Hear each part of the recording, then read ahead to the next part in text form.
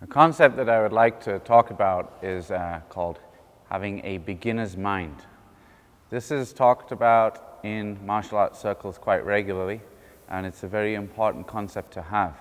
Having a beginner's mind means that as you progress through your martial arts practice, whether it's in Shotokan karate or in any other kind of karate or martial art, we obviously, hopefully, accomplish various degrees of success. And the outside symbols of those successes are, of course, our belt rank is the main thing, and perhaps our increased skill in karate, our increased confidence, and all of these other benefits that we get from karate. And these things often get in the way because they keep stoking our egos, and we get so confident that now we think we're pretty good at what we're doing.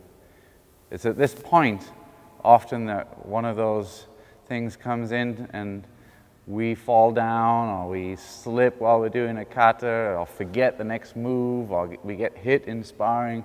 There's always going to be a reminder coming our way the moment we get a little bit overconfident. So it's very important when we do karate that we keep a beginner's mind.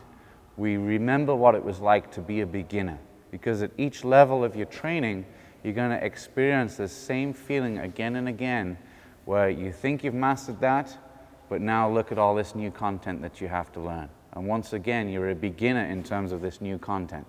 Now you train hard and you think you've mastered that, but now you have a whole new set of content to learn. And even when you think you've got all of the content down, still, there are so many other things in karate that you realize you don't yet know.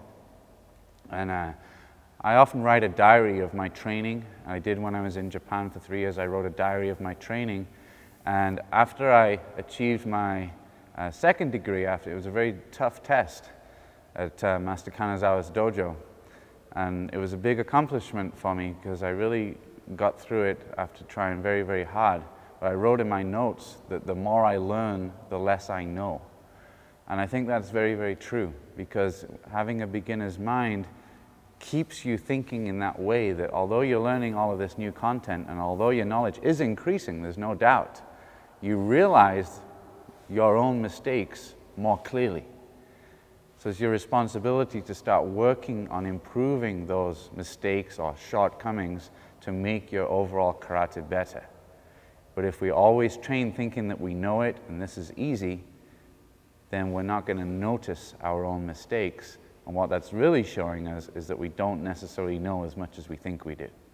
So having a beginner's mind should hopefully help you, or help all of us, maintain humility, which is an important aspect of martial arts, and give us the opportunity to learn more by always having an open mind. Just because an instructor's been training for a long time doesn't mean they can't learn any more. Doesn't mean they can't learn from a beginner student also, or a yellow belt, or a green belt, whatever rank. We can all learn from everybody. But if you have a very closed mind thinking you know it all, you won't learn any more.